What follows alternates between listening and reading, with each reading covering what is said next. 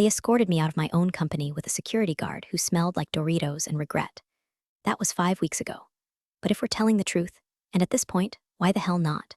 The story starts with a microwave that short-circuited in my studio apartment 9 years back. I was reheating leftover pad thai while debugging the first version of our sentiment analysis model. It was midnight. I had a migraine. I was maybe 3 hours from accidentally building something that would later help a Fortune 100 company avoid a billion-dollar PR disaster. Back then, it wasn't a company. It was me, a whiteboard, and a laptop that wheezed like a dying cat. The walls were cracked. The neighbors screamed through drywall about who owed who a vape cartridge. And my idea of luxury was 2-ply toilet paper. But the model worked. And when it worked, I felt this stupid, chest-thumping kind of joy like I was cheating gravity. Within 18 months, my apartment had turned into an illegal fire hazard of employees. We had a caffeine budget higher than our rent. And somehow, between sleepless nights, broken ramen packets, and one weird moment when our backend went viral because someone thought we were predicting the apocalypse, we got noticed. A mid-sized firm swooped in with promises. Funding, expansion, mentorship. Want to honor your vision, they said. We just want to help scale it, so I sold $1. No, that's not a typo. I sold my company for $1. Not because I'm some saintly idiot, but because the deal was structured to give me equity, long-term influence, and most importantly, an airtight clause buried deep in the contract. If I were ever fired without cause, I could buy it back. Same price. $1. I remember my lawyer Mason pausing when he read that line. You think they'll forget? He asked. I laughed. They won't even see it. And they didn't. Not the new CFO, Brent, with his square jaw and MBA-inflated ego. Not Vanessa, the VP of brand alignment or whatever the hell title she gave herself, who once told me that the word data was too masculine for our pitch deck. And certainly not the board, who barely glanced past the page with the projected returns. Anyway, before I go further, let me be real with you. 95% of you listening right now aren't subscribed. And I get it, commitment's scary. But I'm trying to hit 10,000 subscribers like ever in my life. So if you like stories where arrogant execs accidentally hand me back my empire for the price of a gas station coffee, consider subscribing. No hard sell, just a little digital fist bump. Now where were we? Right. I stayed on after the sale, officially as chief strategy officer, unofficially as the last person in the room who still gave a shit. At first, it was fine. They let me run the product team. Brent stayed in his spreadsheet kingdom. Vanessa posted inspirational quotes on LinkedIn and got drunk at networking brunches. But little things started shifting. Monthly innovation meetings turned into brand syncs with no engineers invited. Our R&D floor got repainted in pastel mindfulness colors that gave everyone migraines. And instead of analyzing user feedback, we started running it through tone optimization AI to make it sound more upbeat. Meanwhile, I'd get pulled into meetings just to be ignored. Brent would talk over me with phrases like market synergies and agile recalibration. Vanessa started introducing me as our founding spirit, which is corporate code for this person used to matter. I kept quiet. I took notes. I paid attention. And one night, 2 a.m., just me and a bottle of bourbon and a sinking feeling in my gut, I pulled out the original agreement. Found the clause, still valid, still binding. Section 14C, tucked in right after a page on arbitration clauses and IP disclaimers. My name, my terms, my dollar. Mason was still my lawyer, still picking up when I called. Didn't say much. Just start prepping. He didn't ask what for, he knew. The first thing they killed was the whiteboard. It was one of those old-school monsters, chipped on the corners, permanently smudged with dry erase ghosts from brainstorms past. We called it Bertha. I'd scribbled the entire MVP architecture on it the night before our first pitch to investors. The devs would leave weird cartoons on it at 3 a.m. to cope with death sprints. That board held blood, sweat, and a disturbing amount of off-brand coffee stains. Vanessa had it hauled out during one of her office vibe audits. We're elevating the aesthetic, she chirped. Bertha gives off founder trauma. Founder trauma, that was week 1. By week 4, the weekly product jam had been rebranded as a brand alignment touchpoint. No engineers, no data scientists, just marketing folks talking about how our user analytics platform should evoke trust vibes instead of triggering anxiety loops with aggressive metric transparency. Brent nodded sagely during those meetings, which was rich coming from a man who once said, "Why do we even need a UX team? Can't we just copy Shopify?" The vibe shift was slow, but it scratched at me like fiberglass under the skin. Clients who used to call me directly started looping in their new contacts. Mid-level managers trained in ignoring real issues and thanking you for your patience. Our best data lead, Asha, cornered me in the parking garage one night. "I'm getting offers," she said, whispering like the walls had ears. "Real offers. Double what I make here. What's happening upstairs?" I didn't lie. I said I don't know, but I'm watching. And I was, closely. Engineering floor went from a vibrant chaos of post-it storms and late-night burritos to a graveyard of empty desks and recycled buzzwords. They slashed the NLP research budget by 70% to fund a rebrand campaign that featured a beach ball mascot named Trusty. Trusty, for an AI analytics company. I almost threw my keyboard through a window. They started letting go of redundant roles, which is corporate for anyone not drinking the Kool-Aid. Tried to raise concerns. Brent smiled like he was posing for a toothpaste ad and told me, "You're emotionally attached. That clouds strategic clarity." Vanessa chimed in, "We need to think like a rocket ship, not a museum." She said that with a straight face while wearing a $900 jumpsuit covered in stars. That night, I went home, poured a drink, and pulled the contract from my locked cabinet again. Reread section 14C. Slowly, carefully. The executive is terminated without cause. She may exercise her right to repurchase the asset, as defined in Exhibit A at the original consideration amount, within 30 days of notice, provided that I didn't finish the sentence. I didn't need to. The clause was still there, still legal, still binding. Mason texted me the next morning without prompting. "Still want me watching their filings?" I replied with a thumbs up. Then I printed the clause again, folded it, tucked it into the inside flap of my work laptop sleeve. Not because I was going to use it yet, but because something in my gut, something ancient and feral, was starting to whisper. They were going to push me, and when they did, they wouldn't see it coming. It happened in Q2 review. What should have been a routine numbers meeting turned into a live execution. The boardroom was freezing. The kind of expensive cold that says, "We pay too much for AC because we can." I was flipping through the monthly performance deck when Brent cut me off mid-sentence. "Let's pivot," he said, smirking like he'd practiced it. "Vanessa's got a deck that really captures our evolved brand identity." I blinked. "We're discussing product retention across sectors." Why would, but he was already motioning to the assistant, who dimmed the lights like it was Broadway. Vanessa clicked her Bluetooth remote with theatrical flair. Came a slide titled, "From Sentiment to Synergy, the Next Chapter," and there it was. Our analytics dashboard, the one I'd built in my damn apartment, turned into a TikTok-colored carousel of emojis, gradients, and a smiling cartoon named Trusty, now wearing sunglasses. Vanessa beaming, we're shifting tone. No more data overwhelm. Customers want comfort, simplicity. Friendly vibes. Think Duolingo meets opera. I laughed. Couldn't help it. One loud bark of disbelief. Brent didn't. "You find this funny?" "No, I find it tragic." Silence. Vanessa gave that brittle PR smile she wears when she's about to bite your neck. "We appreciate your passion, but let's not cling to founder sentimentality. That era's, well, it's charming, but we're scaling now." Founder sentimentality, I repeated slowly, like I was tasting a rotten strawberry. Brent turned to the board. "Frankly, need to ask if her role is still aligned with where we're heading. Vision is valuable, but alignment is vital, and we've hit a friction point." He floated it casually, like discussing a logo redesign. I felt it in my gut. Everyone did. A line had been crossed. No decision was made that day. No one stood up and said, "You're out." But the words had been said. The suggestion was in the air like the scent of ozone before a lightning strike. I closed my laptop, sat back, and argue. That night, I drove home in silence.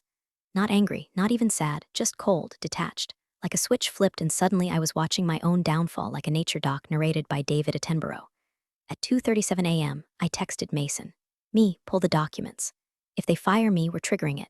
Mason, copy, will prep everything." Then I went to the kitchen, poured myself a drink, stared at the contract, still tucked neatly into my laptop sleeve. Let them come. I'd already paid the price to build this company once. Now, they were going to pay for forgetting who wrote the damn blueprints. You ever watch someone gut a house while smiling for the real estate photos? That's what the next 3 weeks felt like. Veneers and buzzwords while they tore out everything that made the company worth a damn. First to go was Julian, our lead UX, been with me since the garage days. Brent called it a strategic sunset of overlapping competencies. Julian called me, voice shaking. They didn't even let me clear my desk. Security walked me out like I'd pissed on the servers. 2 days later, marketing absorbed product design. Vanessa hosted a celebration sync with cupcakes and mood boards. She handed out swag that said, "Trust the shift." That same day, 3 engineers quit before lunch. No notice, just packed up their headphones and walked into the smog like cowboys in a spaghetti western. I tried to intervene once, suggested we pause the reorg until client metrics stabilized. Brent just smiled like a python in loafers. "We value your emotional investment, but we're not running a nostalgia project." They froze me out. Every decision routed around me like I was a pothole. Meetings moved without my invite. Slack channels went dark. I'd refresh dashboards and find features I greenlit quietly removed. And still, I showed up. Every day, calm, professional. Like I was watching them dismantle my childhood home, but taking notes for the renovation lawsuit. Then Sam knocked on my door. He used to be my intern. Bright kid. Spilled Thai tea on our first server rack, cried about it, then stayed until 4 a.m. to fix the wiring. Now he was product lead for the mobile team, of the last original hire standing. He didn't sit down, just stood there in the frame like he might bolt. They've got the list, he said quietly. Layoffs, you're on it. I looked up. Who told you? Doesn't matter, it's coming. They want you out before next quarter so they can show post-founder independence in the next investor update. Thank you, Sam. He nodded once, then left like he delivered a eulogy. That night, I didn't pour bourbon. I poured ink. I pulled the checkbook Mason had couriered weeks ago. One slip, blue ink, no flourish. Pay to the order of company name amount, $1.00/100 memo, section 14C buyback signed, dated, quiet power in a rectangle. I placed it in a crisp white envelope. No stamp, not yet, just waiting, like me. I tucked it in the drawer of my nightstand, next to a flashlight, and a photo of the first 5 of us huddled around the original server in a freezing apartment kitchen. We looked stupid. We looked invincible. Let them think they were winning. Let them spend their days high-fiving over layoffs and color palettes. Because when they finally pulled the trigger, that envelope would be the one that blew the whole thing wide open. HR booked it for 4:30 p.m. on a Thursday. Calendar invite with no subject line, just a block of time labeled update. Like I was too dumb to know what that meant. The hallway to the HR suite smelled like someone had panic-sprayed Febreze over a dumpster fire. I walked in wearing my best blazer. No makeup, hair tied back, expression set to unbothered librarian watching your soul rot. The conference room was already staged, Brent and Vanessa sitting side by side like prom royalty for the world's worst dance. The HR rep, Rebecca, was perched at the edge of her chair, clutching a manila folder like it had a live snake inside. Brent spoke first, oozing faux sympathy. We've appreciated everything you've built here, truly, but we feel it's time to move in a different direction. Different direction. Corporate euthanasia. Vanessa chimed in with her usual chirpy spin. This doesn't diminish your legacy. Think of it as a new chapter for everyone. He smiled like she'd just euthanized a golden retriever and wanted credit for petting it first.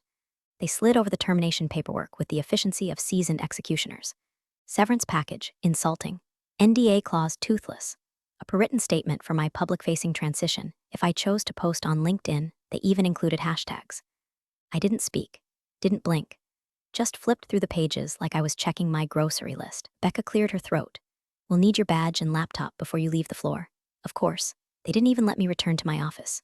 Security met me outside the room like I was a risk to national security, or worse, the company slack. He escorted me to the elevator. Big guy, didn't say a word. I handed over my laptop, badge, and access fob. He nodded, stepped back, and pressed the button. As the elevator doors slid shut, I caught one last glimpse of Vanessa through the glass wall, already laughing at something Brent whispered. I didn't punch a wall, didn't scream, didn't cry. I went home. I made tea. I opened the drawer, envelope, check, clause. The next morning, Mason slid the package into a FedEx envelope with hands that didn't shake. Want me to include a cover letter? No, I said, just this. The letter was 4 lines. One line was all that mattered. I'm exercising my right under section 14C. The check is enclosed. Mason sealed it, slapped on the label, and dropped it in the outgoing bin. By the time they'd finished their morning lattes, the package was already en route. My hands were steady. My breath was even. They thought they'd erased me with a calendar invite. But what they'd actually done was sell me back my company. For exactly $1. They got the envelope on a Monday. Imagine Brent skimmed the first line and smirked. She's trying to scare us, he probably said, feet kicked up on his desk like a man too dumb to know he's already bleeding. Vanessa likely laughed out loud, something nasal and forced, and called it founder drama. I wasn't there, but I know those two well enough to write the script. They waited a day before even forwarding it to legal. On Tuesday morning, legal called them back. Not a junior paralegal either, general counsel. A woman named Marion who speaks in clipped syllables like every word is a billing item. Have you read this clause? She asked. We skimmed. You need to read it. Section 14C, it's enforceable. Brent laughed. There's no way it holds. That agreement's years old. It's enforceable, Marion repeated. There's no expiration language, and more importantly, she paused. I would have paid real money to see Brent's face at this part. Her team never completed the legal merger. The startup was never fully absorbed. The entity is still alive in Delaware. She owns the controlling share. Silence. She doesn't want control, Brent said eventually. She wants to make a point. A scene. No, Marion said. She made a point. Now she's reclaiming the asset, and you gave her the key when you fired her. Without cause. By Wednesday, the buzz began. Mason had waited exactly 72 hours, tipped off a few key former clients. Not publicly, just a few discreet, pointed messages. Just a heads up, I'll be operating independently again soon. Same tools, same team if they want in, better leadership. My phone lit up like Christmas. First, it was Daniel from Medscope. Heard a rumor. You coming back online? Then Joya, our very first enterprise client. You know we'll follow you, right? We only stayed because you were still there. Even Asha texted. You're the queen. I'm ready to burn the old place down if you are. By Friday, Brent had lost sleep, and Vanessa was rage posting on LinkedIn about the dangers of ego in tech leadership. Irony so rich it should have been served on fine china. Inside the company, panic bloomed. The clause had teeth. The check had cleared. The board was being informed. I imagined the first investor call was a bloodbath. And all I did was sit in my home office, sipping tea, watching the system they'd built around ego and shortcuts start to crack like old paint. They thought they'd buried me. They forgot I owned the shovel. The emergency board meeting hit their calendars like a meteor. Saturday, 9 a.m., mandatory attendance. No breakfast spread, no mimosas. Just angry men in zip vests and women in sharp blazers all staring at the same document. My original sale contract, projected on a screen with Section 14C highlighted like a red flag in a minefield. Brent tried to play it cool at first, cleared his throat, adjusted his cufflinks, used words like technical oversight and unexpected exposure. But the sweat started collecting at his temples by slide 3. By slide 5, his shirt collar looked like a crime scene. She mailed the check. One of the investors asked, incredulous. Yes. And you cashed it. We didn't know, you didn't read. Vanessa tried to deflect with buzzwords. The brand identity remains intact. And our user trust metrics. Stop. One board member snapped. Do you understand what she just did? She used your own paperwork to walk out with the engine of this company. And you handed her the keys with a grin. Meanwhile, on the outside, the fallout had begun. Medscope announced they were freezing their Q4 contract, pending organizational clarity. Healthcare AI conglomerate in Boston issued a press release stating they'd reevaluate vendor relationships based on original leadership presence. Joya, God bless her, went full scorched earth, tweeted, we signed on for her. Not the rebrand, not the cartoon beach ball, her. 60,000 likes. 15 trade publications picked it up within the day. Brent's face went ghost pale when he saw the headline. Founder regains control with $1 clause. A masterclass in fine print vengeance. Back on my end, I wasn't gloating. Not exactly, I was busy. Mason and I toured office spaces 2 blocks down from the old headquarters. We didn't need a floor, we needed speed, agility. A place with fiber internet and 0 motivational posters. We found it. 5th floor, corner unit. Glass walls, room for 20 desks, 2 war rooms, and the kind of coffee machine that says we're back, and we're pissed. While Brent was still trying to explain his way through a mutiny, Mason was signing the lease. I stopped by the old building on Monday morning, wore jeans and a hoodie just to twist the knife. The receptionist, new girl, probably didn't know who I was, glanced up nervously. Are you here for the press tour? I smiled. No, sweetheart, I'm next door. And I was. Same street, better view, faster Wi-Fi. By the time Brent walked into work that day, 7 resumes from his current staff had already hit my inbox. Sam's was first. His cover letter just read, I kept the receipts. Let's rebuild, and we would, with teeth. By week 2, my inbox looked like a reunion tour. Asha emailed, I've got half the old NLP team on a group chat. Just say the word. Julian sent his resume with the subject line. Ready to unfuck things. Even Beth from accounting, who once gave me a passive-aggressive spreadsheet titled Founder Fantasies vs. Budget Realities, forwarded a revised P&L sheet and wrote, I never liked Brent. Let's go. We didn't do interviews. We held a war council. 10 of us. Folding chairs, pizza boxes, and a whiteboard that already had operation. Get the damn engine running again, scrawled in red marker. Sam brought donuts. Mason brought contracts. I brought the clause, framed, and hung it on the wall. We didn't need inspiration. We had rage, caffeine, and group trauma bonding. That same week, a tech reporter from Fastline weekly slid into my DMs. Him, is it true? Me, define it. Him, you bought back your company for $1 after they fired you. Me, technically, I reclaimed it. But yeah. Next day, it was front page digital. The Dollar Queen, how one clause sank a tech empire. Vanessa posted some deranged response piece on LinkedIn titled The High Road and the Low Ceiling. It featured a stock photo of an eagle and quotes from Brené Brown. Her comments were limited within an hour. Meanwhile, Brent tried to restructure his way out of the nosedive. Layoffs, a desperate PR campaign, a sponsored podcast no one listened to. Nothing worked. Stock hit the pavement like a sack of wet cement. The board called an emergency meeting again. But this time, they weren't angry. They were done. Resignation letters leaked before the ink dried. Brent's final memo was unintentionally poetic. I believe in innovation, even if others don't see the vision.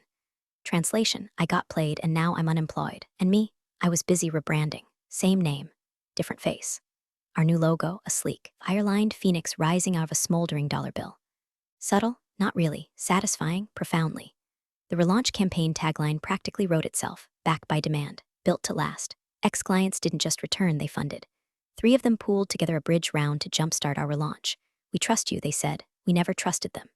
By the end of the month, we weren't just alive, we were loud. Rebuilt. Reinforced. Burned and reborn in public, like a TED talk with fangs. And every time I walked past the old building, I'd glance up at the 5th floor where the lights were always dim now. Funny thing about arrogance, it doesn't survive impact. But humility, rage, clauses written in blue ink, they fly. They ambushed me with the keynote slot. I was supposed to be on a panel. Ethical growth in post-hype markets. Boring enough to bring a cactus to tears. But the night before, the original headliner, VC bro turned visionary guru, canceled to chase mushrooms in Bali or some such nonsense. So the conference chair called me. We'd like to move you to the keynote, she said. Your story's well. Let's just say people are thirsty for blood. And oh, were they. The room was a sea of lanyards and tension, every seat filled with founders, investors, media rats, and the kind of LinkedIn influencers who write posts about failure as long as novellas. The lights dimmed. My name came up in bold white text against a black screen, the price of forgetting the fine print. I walked onstage slow, deliberate, not smiling yet. That came later. First, I told them about the microwave, the pad thai, the cracked apartment walls, how I sold my company for $1 because I believed in the mission. How that belief got twisted by people who knew buzzwords but not backbone. I told them about Trusty, the cartoon mascot. The layoffs, betrayal. Then I told them about the clause. Gasps rippled like popcorn. When I got to the part where I mailed the check, a guy in the front row whispered holy shit loud enough to make his date flinch. And then I did it. Reached under the podium, pulled out a simple black frame. Inside it, a check, $1. Signed, dated, ink faded just slightly from the stress of history. I held it up, slow and proud, like a sword pulled from stone. Flashbulbs went off, phones raised like a digital army. The room, silent but electric. You could hear someone's bracelet jingle in the 3rd row. Then ding, my phone tucked discreetly in my blazer pocket. I tapped the screen, Mason's name, 1 line of text. Final board resignation, it's done, you outlived them all. I didn't smile, I grinned, wolfish, full, whole. The kind of grin that says, I told you so, but in legally binding language. I turned back to the crowd, and I closed it out. Always read the contract. Pause. Twice, if you think you're smarter than the woman who wrote it. Mic drop. Standing ovation. Not because I built an empire, but because I took it back. Thanks for joining the fun, you office survivors. Subscribe for more switch-flicking drama. Let's make your former coworkers sweat.